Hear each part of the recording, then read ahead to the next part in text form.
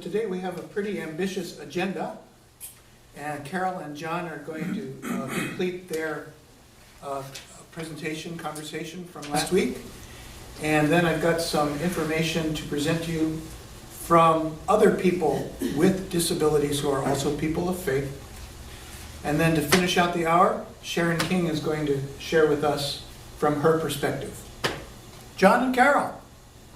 Okay, so JS and I were just talking a few minutes ago, and she said one of the things that resonated with her is my comment about continued advocacy. And indeed, that's what it is. When you think about raising children, you think, well, eventually they leave the house and they become independent, and you no longer have to advocate for them. And pretty soon they're taking care of you. Pretty soon they're taking care of you. Right. Well, you hope. But it's not the case with someone who is someone like Ingrid and many other children. You are responsible for them your entire life. And that's a huge responsibility. So John wants to talk a little bit about the legal ramifications of that. Yeah, I would just say, in introduction, Carol and I at one point finally realized we were not going to live forever, and we had to take care of Ingrid. And we also were very aware that anytime, most times, when a child or a young adult or whatever it needs to go to a care facility, there's a list. And you're at the bottom of the list, and so that's another reason why not to wait until you're ready for the next aspect of your life. And the list, I may say, in the list in Illinois is about 10 to 15 years at best. Yeah. So you're really not doing the dependent person any favor at all by waiting until you leave this vale of tears, and then it's up to somebody else to take care of him or her. It just doesn't work that way. So one of the things and that was difficult for me, to see her leave the house and go to another facility. And when Carol called and told me on the phone that she had been accepted at Glenkirk and Highland Park, I just closed the door of my office and cried. I was facing the reality of it all. That was it. So one thing I do continue to do, and as Carol mentioned... let me stop you for just a minute. And that's an interesting thing for parents. Parents are often at different junctures on this, because I was, hooray, she's got a place, I'm so excited, I was so looking forward to, I could see all the wonderful opportunities for her ahead. And John was still not, he was not there yet. She's leaving home. He was mourning the loss of this child. So we were at very different places. So it's really important for us to continue to communicate all through this. So one of the things that I do continue to do is to be her guardian. And the process is relatively routine. Everybody goes through the whole thing, but it's probably important for everybody to maybe get a little better idea about that. There's some criteria that you have to fill out the blanks. But once you become the guardian, then you continue to be responsible to the court and to the state for the care that you give. Every year I have to make 2 reports to the court. One is how's she doing? You answer the standard questions about how she's doing, how often you visit her, and what's going well and what's not going so well, and so on. Just a good wrap up for the court. You also have to fill out a financial report, which is very detailed, and so fortunately our lawyers prepare this for the court, because they've been doing it. That's their life. But as part of that, I have to keep all her bank statements, monthly bank statements, and all of her paycheck stuff. She's a bagger, a jewel, and so she makes a little money. And every year, I have to make copies of all the bank statements and all the check stubs, and actually the check register in her checkbook, so that they can be very accurate in telling the court. So you have to keep all those records. You can't just say, well, okay, fine, 6 months and out they go, because you're going to need them. And I don't even staple the pages together because I'm going to be making copies. So you have to keep in touch. And also, Ingrid, as we mentioned, is a beneficiary of 2 special needs trusts, which is money that her mother left when she died. And those have to be written in a special way, so that I don't have any control. I don't have any control over that money, nor does Ingrid, of course. So I have to ask the bank, to the trust company, to change it and do this or that. And if they don't want to do it, if they don't feel it fits in with the plan, I can appeal and ask the court to order the bank to do that. And usually there's no problem, but you all work together. You had to submit a budget initially, right, that had to be approved by the court. So it's very complicated. Right. And as long as the expenses are in line with the budget, then I'm okay. But if I want anything else, then the trust company, the bank, is going to say no. And if I don't like it, I have to go to court. And the judge bidder has to agree that, well, okay, that's worth talking about. Because otherwise, no deal. Because I don't have control of that money anymore. I just make requests. John can't buy a boat for himself. But anyway, it's good, really good. And I do have to fill out her income tax every year and things like that. So still things to do. But I would like to talk a little bit about Ingrid. Now, we say Ingrid is cognitively impaired. But I think it's important to think about that. She is wonderful. You see the joy? She is like that all the time. She's very even-keeled. She's probably more even-keeled than any of us in the family. She has a strong sense of justice. She is very polite. In fact, she will correct me if I somehow miss a thank you or a please or something like that. She loves people. She loves to be engaged with people. She's a party person. She has an incredible memory. She can tell you when Ryan Sandberg's birthday is. Yeah.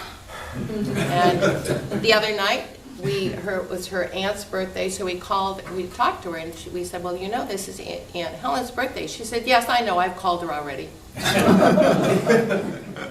Well, we didn't remember it, and then the other day, John said, you know, we need to call Ingrid and remind her to set her clocks back. So she gets up on her own without an alarm every morning to go to work. Can you do that? And so we called her, and she said, I've already set my watch back and my clock back. She can walk into a room, and if she knows you, she knows Junia very well. If she sees Junia and Junia's upset, she will say to me, what's wrong with Junia? What's she upset about? She has incredible, incredible intuitive ability. But if you ask her to tell you about her job or anything, she has a lot of difficulty communicating. The ideas are there, but she just can't communicate. She can't sequence her ideas, so on and so forth. And she loves coming to church, but she wants to feel included. She wants to be acknowledged. She wants to feel comfortable here. And I know she has a very deep spirituality. She prays every night. And I think it's important for us to think about, how do we nurture her abilities, her awareness in this area? How do we nurture so many other handicapping conditions for cognitively impaired individuals? in this area? How do we reach them? How do we teach them? I think it's really an important thing for the church to think about. I've been thinking about it. I wish I had. She comes here and we talk. She loves coming here because she loves seeing Junia and anyone else who wants to meet her and talk with her and so on. She also likes coffee. She loves the coffee. But I don't know if you remember, a couple of years ago we had at Christmas time we had the video about Mary in the Holy Land. She loved that, and she still talks about. Yeah, that was the one about when Mary and Joseph were going to what was it, Bethlehem to be taxed, right. and so she's Mary. Well, Ingrid calls her the Blessed Mother because she went to Catholic school for a while. She's very Catholic in some ways. Yeah, Mary sometimes rode on the donkey and sometimes she walked, and the movie was very clear that it was a very, very difficult time for Mary, and Ingrid remembers that to this day. Right, one of the things she was really struck by was the Blessed Mother lived in poverty. And so, I know she still talks about that. So we think about how we can impact and really promote the development of their faith and their spirituality. I think it's an important task for the church to really consider. So everything we've talked about, I think we can generalize to not just Ingrid, but so many other people, children and adults who have cognitive impairments. Thank you very much. Thank you. Thank you so much. When is she coming again? When she's home. She comes home about once a month, so she'll probably be home at Thanksgiving. So see her, engage with her, introduce yourself. We will remember your name. If you tell her your birthday, she will remember that too. And if you want to talk about the Cubs or college football, especially Northwestern and USC, she'll talk to you about that. When the papers come in the morning, she grabs the sports section. Check it out. she checks to see who's won and who's lost and so on and so forth. So ask her about her job or tell her how beautiful her new glasses are or how nice her nails are, whatever. Anyway, she'll love that. And she'll feel like you care about her and she's part of this community. Okay. Thank you. Very You much. can stay there if you want for a moment, or you can move, whatever. JS, how's my audio from here? I can hear you just fine, thank you. We have our new mics, you see. We can hear you very well. Too. Satellite mics. Yeah, we can hear JS. We can hear you better too. So I have a few thoughts to continue hearing voices from people with disabilities who are also people of faith. Here are some questions for consideration.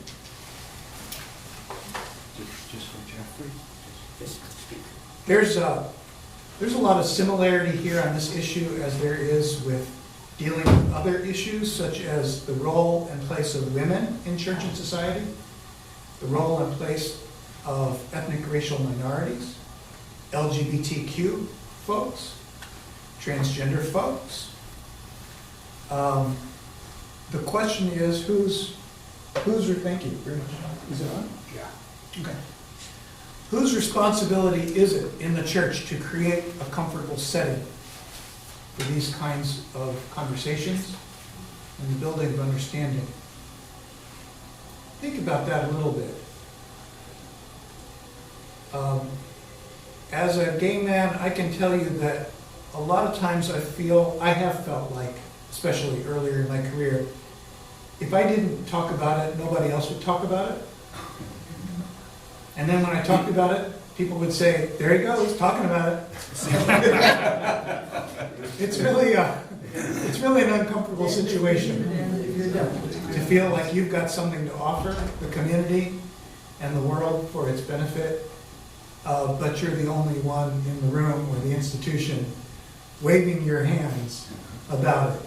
And I think there's some similarity here, people with disabilities who are also people of faith, and that's what these slides are attempting to communicate a bit. Who takes the initiative to do this work? And is it always the job of people with disabilities to raise these issues in the church? What can able-bodied persons, and remember that's a qualified term because none of us are always able-bodied all of our lives, bring to this conversation that doesn't put the burden on the person with the disability?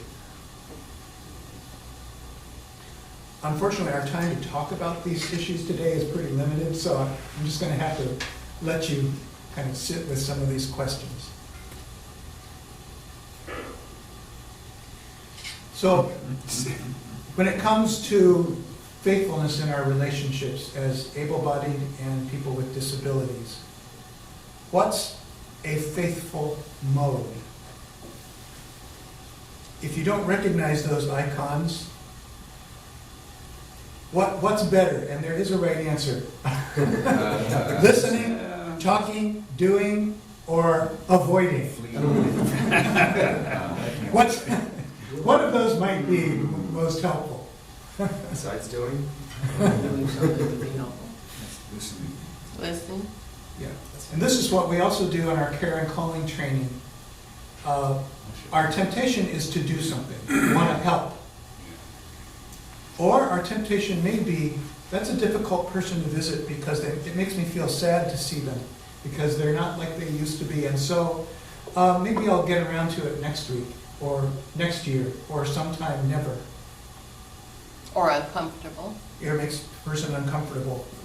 Or I really need to go see that person and really tell them what I think will help them in their life. How about just sitting and being? Sitting and being together as sister, brothers, friends in Christ, as human beings. Both parties having gifts to share, warmth and kindness, like you pointed out with Ingrid. How many people know what mansplaining is? All the men. Yeah, all men know what mansplaining You want me to tell you? little lady, let me tell you. Oh yeah. Little lady, yeah, don't blunt. Yeah, you want to get ahead in this world, let me tell you how to do it. If I were you, I would. But you aren't. So there's mansplaining, there's straight-splaining, there's cisgender-splaining, there's white-splaining, and there's able-bodied splaining. Whose life is it? Who's entitled to tell another person how to live their life? So, just with care and calling training, when those of us who are able-bodied interact with people at church who have disabilities, rather than having an agenda of any kind, just open yourself to the holy presence of that other person. Let the divine in you meet and greet and interact with the divine in the other. And realize that we're all gifted. We're all able. And you focus on the we rather than the you. The we is how this encounter is affecting you, as well as how that person's encounter with you is affecting them. Miracle stories. Miracle stories are problematic for people with disabilities who are also people of faith. I read this in Nancy Iceland's book that we talked about last week, and then in some conversations with people with other conversations with people with disabilities who are people of faith. So this is Jesus healing the paralytic. We are taught to admire these stories, and we should. We're taught as children to believe them, sometimes literally, right? And that's another hurdle to address later in life. But there are some problematic aspects of these stories from the interpretive perspective of people with disabilities who are people of faith. Here are 4. One is, people with disabilities often see characters with disabilities in the Bible and know nothing about them except they're blind, they're deaf, they have mental illness, they have mobility problems. We don't know anything else about them. Their kindness, their joy, their full humanity. So that's not always true, but it's often true with these healing stories. Secondly, Jesus heals them, problem finished. Good. So that later interpreters of the Bible don't read these people as people who had disabilities before they met Jesus, thus asking later readers of the Bible, how am I to live as a person with faith with people who have disabilities now and are not going to be all healed and just made whole and problem solved? Especially in the issue of empowerment. Thirdly, Jesus sometimes connects their condition with their sin. There's different ways of interpreting that in the New Testament, but the surface interpretation is that there's a connection. Now, once in John, Jesus explicitly separates the condition of the person with a disability from their sin. He says they have nothing to do with each other. That's the healing of the blind man in John 9.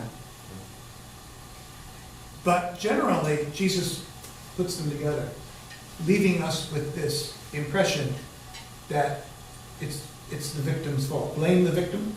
Jeffrey, Yep. I think sometimes parents who have handicapped children blame themselves that they feel sometimes they have sinned. And that's why it's not the sin on the child, but it's the sin of the parents that made that thing happen. So when Jesus heals the blind man in John 9, not only does he say the blind man had nothing to do with this, but his parents had nothing to do with it. It's a great story. Unfortunately, it's a minority story Right. In the New Testament. Hasn't there been a convenient cop-out in some teachings in more of the conservative stripe that if you are either physically or financially handicapped, it's because of your sin? Exactly. And Or your that parents' is sin. pervasive. Right. That's exactly what we're talking about. So lastly, the stories reinforce the idea that people with disabilities are less than whole human beings until Jesus comes along. Right. In other words, you can't be whole and fully human with a disability. It doesn't say that, but you read these stories and you might get that implied interpretation. 84% of people with disabilities say that faith is important to them, but only 10% of communities of faith are doing what we're doing these 3 weeks, and that is sponsoring some kind of disabilities awareness program. So,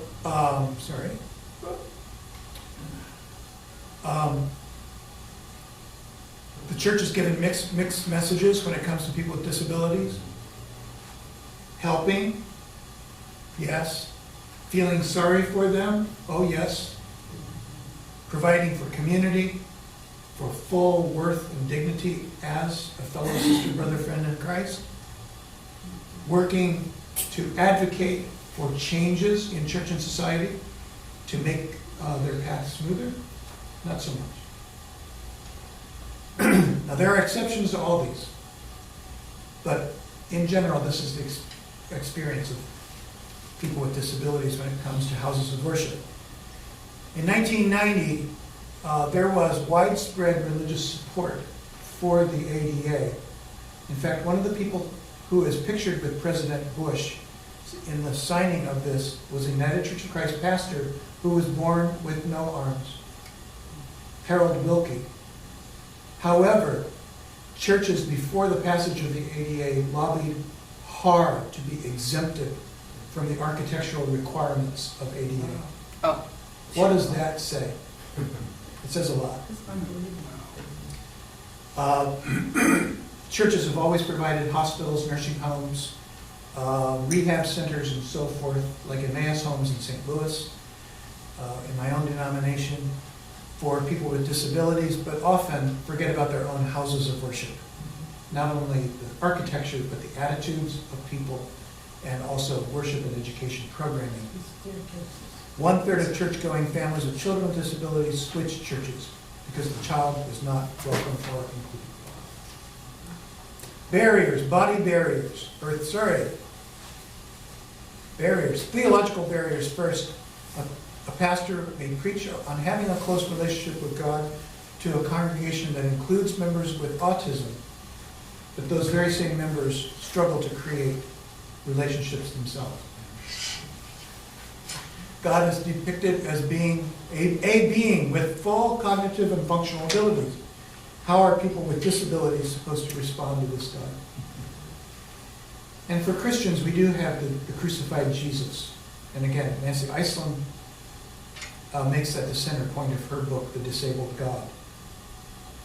Just like people who live in poverty look at Jesus and the Blessed Mother. The Blessed Mother. And the first family as refugees who had to flee to Egypt, as ordinary Palestinian Jewish couple living in the first century. So there are for Christians these images of Jesus, but generally we think of God as fully perfect in every way, and that can create a dissonance for people with disabilities. And when a congregation does not discuss these disconnects, people with disabilities may not feel welcome. Indeed, a person with a disability who raises such questions, including questions about accessibility, generally may be considered to be lacking in faith or a troublemaker.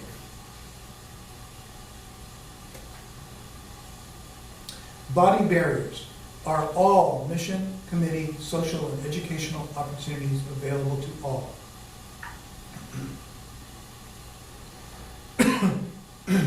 Or perhaps the question is there anyone besides people with disabilities even thinking about that? Can persons with disabilities help with communion, serve as scripture readers, preach, sing in the choir, or otherwise fully participate in the service? Can people who are not able to be present connect with all church activity? Or as many as humanly possible? Leadership barriers. I know in the United Church of Christ, when churches are looking for clergy, there's a long list of desirable traits in a pastor, and you have to select 12. Do you remember filling that?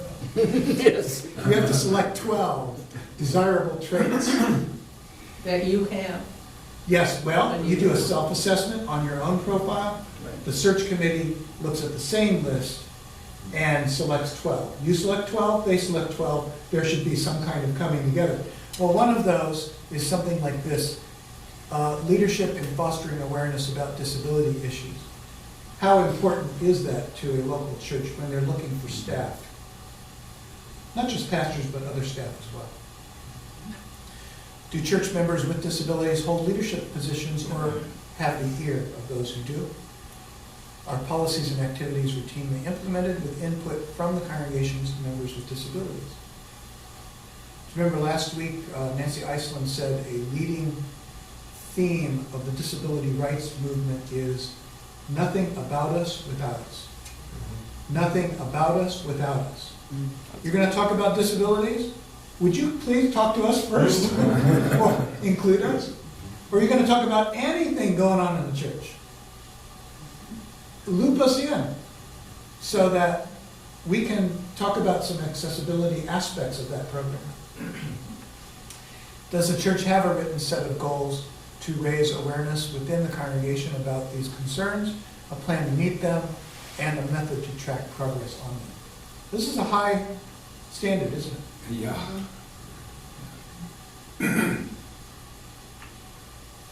Luckily, the goal and the path are already part of this congregation. We have above our portico here, a house of worship for all people. How do we do it? Our covenant says we covenant with the Lord and with one another. We are bound together, as James Taylor says in his Martin Luther King Jr. song. We are bound together by this covenant, which gives us privileges but also responsibilities to one another. that we may be a house of worship for all people. I want to yield the balance of my time to the gentle lady from the west side of the room, Sharon King. And Sharon's going to come over here and do her presentation. Hearing loss and accessibility, and I will speak to it from the perspective of someone who has hearing loss, which I do. Hearing loss for many years has been considered as sort of an individual problem, not a matter for general public concern. And so it's been largely left to individuals and families, and even Jeffrey mentioned the Americans with Disabilities Act. When that was enacted in 1990 to provide accommodations for people with disabilities, the one missing in the definition of disabilities was hearing loss. Deafness was recognized, but hearing loss was not. And it was not until 18 years later, in 2008, that the act was amended to include hearing loss. So it's been a long time in getting, I think, recognition that hearing loss is a widespread problem and does need to be addressed. One of the problems I think with hearing loss is that it's an invisible disability. It's hard to recognize. And as a result of that, I think we kind of, unless you have hearing loss, come to the conclusion that if you can hear, everybody can hear. And so it's something that's not really focused on. So I think that's been one general problem. Another is that in our society, there seems to be a reluctance to admit to hearing loss, sort of like it's an embarrassment. Time to time people would say to you, well, at least you admit it, because they have relatives who don't and won't. But so that has, and the hearing aid ads, if you've ever noticed them, all these happy people.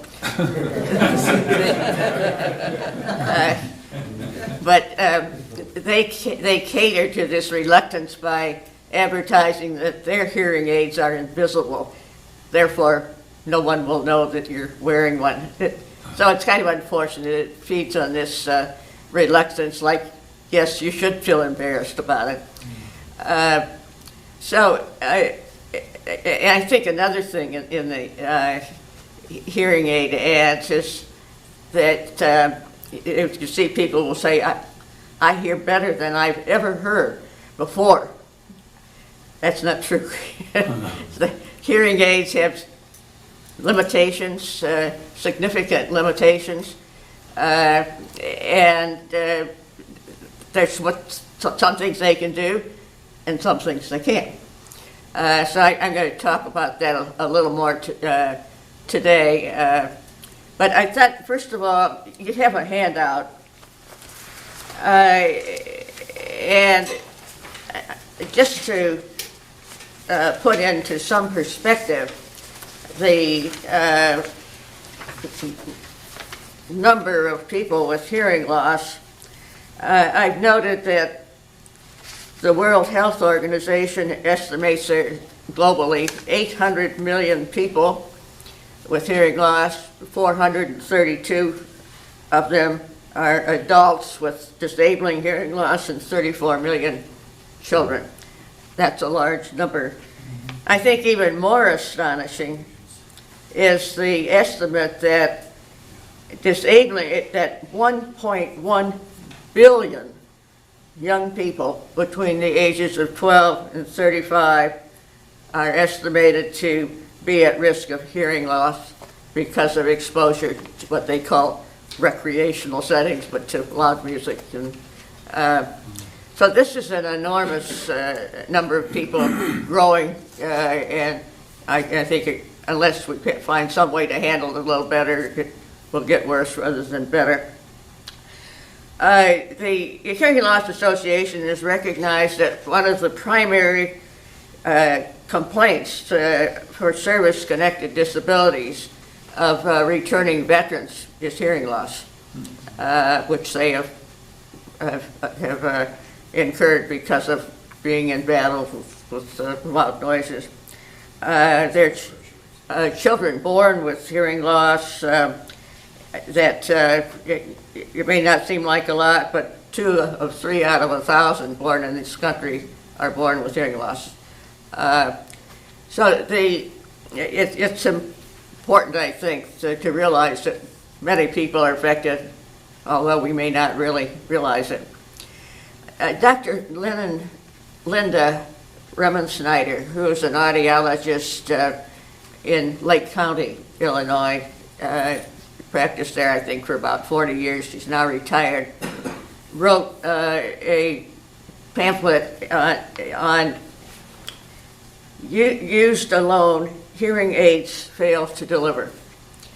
And this, I think, is interesting, coming from an audiologist who sells hearing aids and who fits hearing aids. But she said, for example, hearing aids work pretty well if the speaker is just within 3 to 6 feet of you and facing you, so you can see their lips, and it can read lips as part of the conversation. But as the distance gets greater, or as the noise level gets greater, they do not do well. She has taken the position that hearing aids are inadequate because they all have a microphone. And the microphone only picks up the loudest noise that's closest, but it doesn't have any idea what the listener really wants to hear. And her position is that as long as there's not a workaround on microphones, hearing aids are not going to be that effective. And Chuck, maybe some of your engineering colleagues could treat this as a challenge to find a workaround to microphones, because they are inadequate and they're very irritating when you can't. I mean, even with the many significant improvements to hearing aids in recent years, they still have microphones and they still have the problems that microphones cause. So it's very, and what she did over the years was to promote, to recognize the inadequacy of microphones, is to promote hearing loops. And I have put in here in this handout a schematic of a hearing loop. As a matter of fact, there's a hearing loop in this room. We're not using it today. But what it does is it provides for a magnetic wire to be put around a room. That's attached to an amplifier, and the sound system is attached to that. So when a speaker is speaking into the microphone, the person with a hearing aid who turns on a T-coil can hear what's being said as though that person is sitting right next to them. So that's what we have in the sanctuary, and Winnetka Congregational Church is the first church in Winnetka to have a hearing loop, and we have one in this room as well, which we probably could. The wire goes around the room, and you have a microphone. One thing about the hearing loop, though, it's only as good as the person who's speaking into the microphone. Because if the speaker's going like this and the microphone's over here, it doesn't work so well. So you have to speak into the microphone. And it's kind of a learning process. But it's really a way that people who have hearing loss and have hearing aids can participate in larger group settings. The Winnetka Library, when they started to renovate the library, I saw an opportunity. So I talked with the library board and was able to convince them that a hearing loop in the Lloyd room would be a definite asset. They didn't have it in the budget, but they managed to find the money, and so it's now also looped. I'm working on getting the Winnetka Village Council Chamber loop. I don't know how many of you have been in that room, but it's difficult hearing, even for people who are not hearing impaired. And my latest, I've been working on this about a year. My latest information is that it will come up for approval, we hope, on November 19th. So I hope we'll make some progress there too. But a hearing loop works with your hearing aid and the way your settings, so that you're already set up for it. There are other systems, but they do not. You have to have separate equipment. They have to keep track of it, and the batteries and cleaning them and so on. The hearing loop makes that less of a problem. I'll just note a couple things here that on the cause of hearing loss, according to the National Institutes of Health, about 90% is from sensorineural hearing loss, which means damaged hair cells in the inner ear or the nerves leading, taking the sound to the brain. This damage can be caused by chronic noise exposure, which is the concerns now with so much in the way of loud music, viral infections, such things as measles and mumps, degeneration of sensory cells due to aging, and exposure to autotoxic drugs. These are prescription drugs, may be used in chemotherapy, and they can't cause hearing loss. As a matter of fact, there's a Fisher Foundation which provides aid to children who've had chemotherapy and lost their hearing, and provides free hearing aids and other equipment for them. Just to go to accessibility, I've already talked about the American with Disability Acts, and I've talked a little bit about hearing aids and their limitations.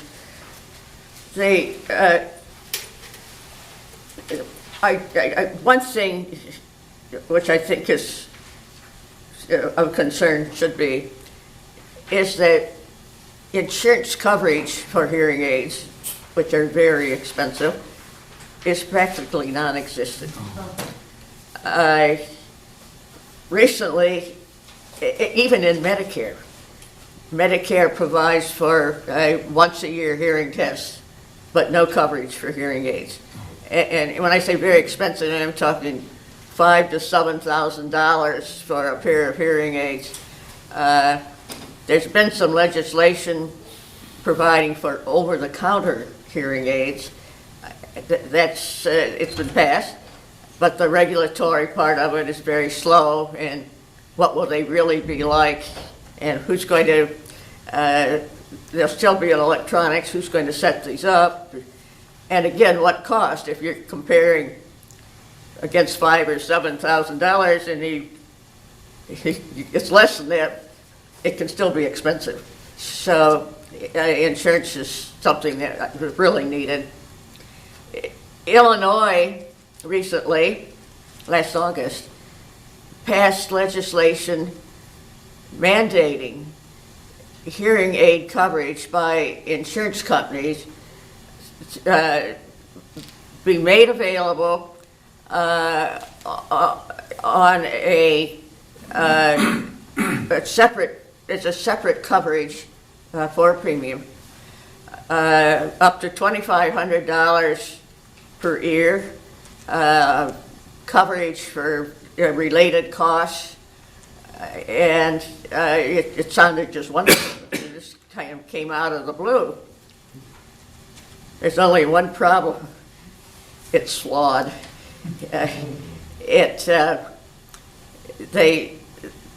The legislators neglected to talk with the Department of Insurance. So the language that's needed in there to bring in the supplemental plans for Medicare supplements, that language isn't in there. So Medicare supplement plans are out at this point. That can be remedied. But an even greater problem is that states are prohibited from mandating coverage of this sort to any plan that's a self-insured plan. And now, self-insured plans are very common. I didn't realize it. The plan I'm in, I thought I was with established insurance company. They send out all the notices and so on, but it's a self-insured plan by my former firm. So they're under the ERISA and the Affordable Care Act. The states are precluded from mandating the kind of coverage that states would like to see. So this is a big ongoing project for me, and I think it's very important. I think that if insurance company coverage was more available, more people would have hearing aids, and they could be assisted in some way. The captioning. About 7 minutes. 7 minutes? Okay. I'll talk fast. What I have in front of me here is an app. It's free, up to 10 hours a month, or you can get 100 hours for $9.95 a month. And everything that's said, if you ask a question to it, it would print out on my screen so that I can hear what you're saying, because I wouldn't be able to hear you from this distance. So this is wonderful, very inexpensive, and to me it's been a lifesaver, because in noisy environments, even when people are close after service and you get up and you want to talk with people, I have a very hard time hearing. So with something like this on my phone, I can at least keep up with what's going on. Support groups. The North Shore Senior Center has support groups. They meet every Monday at 10 o'clock. And these are very valuable places to go for people with hearing loss, because they meet with other people with hearing loss. They share the difficulties they're having. Every time I go to one, I learn something. And so anyone who has a family member who I think might like to learn more about their hearing loss and meet others who have it and learn how to best cope with their hearing loss, these are ideal places to go, and they're free. Going back to captioning, I also want to add that, of course, you see it on TV, theaters have it. Captioning is getting better.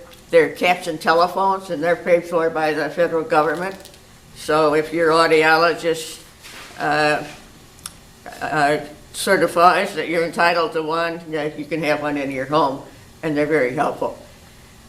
But they are very slow and often inadequate. Some very funny words come up.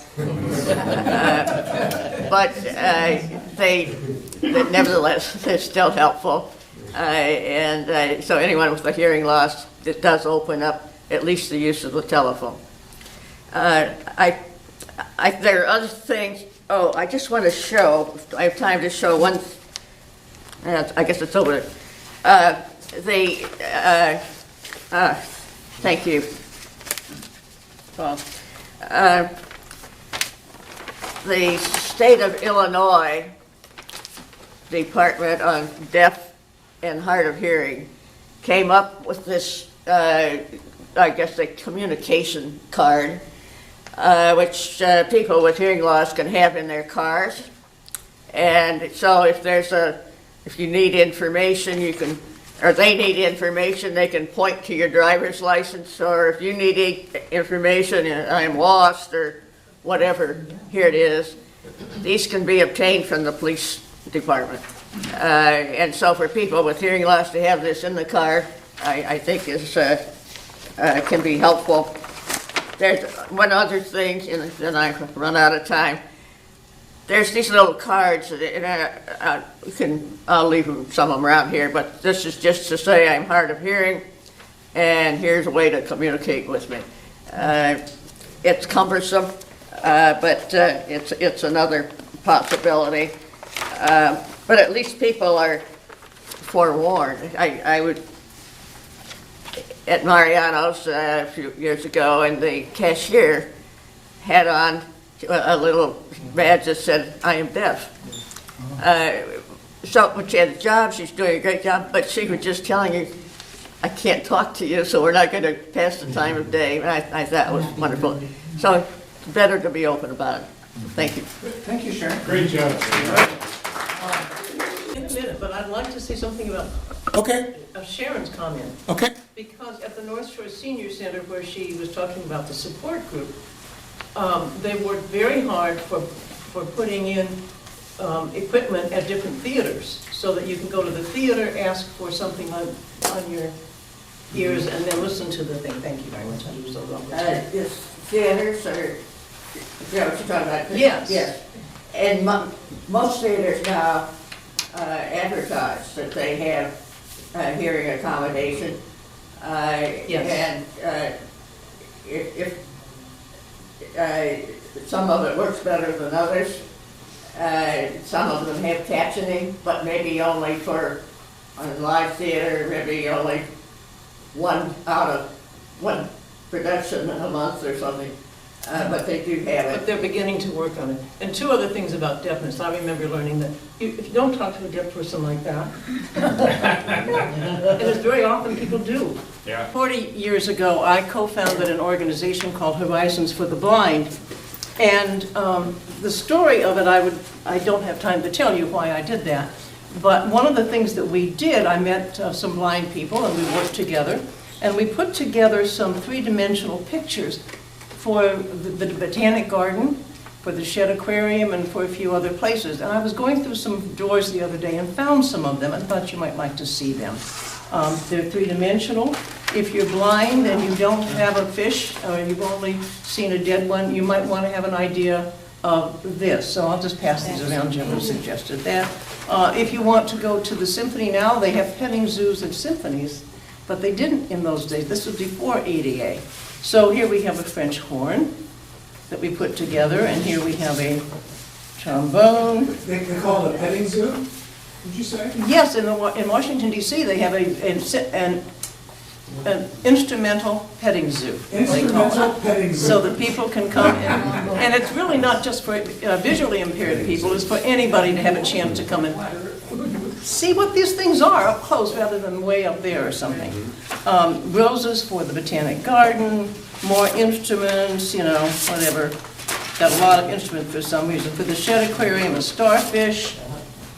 And if you heard about various buildings, the Acropolis, for example, how are you, and you're visually impaired, how are you going to know what it looks like? So we put this together, for example. So I just thought, I got a lot of instruments here, and I have a conch shell, if anybody wants to see a conch, or feel a conch shell, because that's, of course, how they saw them. The one other thing I wanted to say is when I went out with my blind friends, I would go to a restaurant. They would ask me what they wanted. Never, ever do that.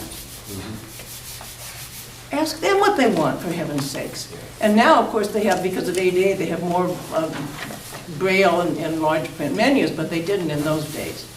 So someone had to read it to them. That was fine, but they should make the decision. They're perfectly capable of doing that. That happens, Sue, just when I'm being assisted with by holding on somebody's arm or using a walking stick. People talk to the other person. Yes.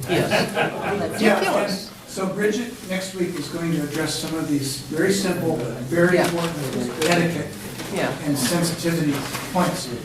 Yes, Carol, then we gotta go. I also want to thank Carol and John Yes. and Sharon for their presentations today. I have one comment. My son recently visited some friends of his in Chicago. They have a new baby who was deaf at birth, and he's about 6 months old.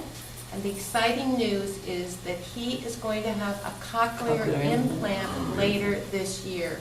So that's very exciting, I think, for those children who are born deaf or young children, that this new technology and new is happening. So, Great. Do I have Very time to Thank wait? you all. Go in peace. You. all right.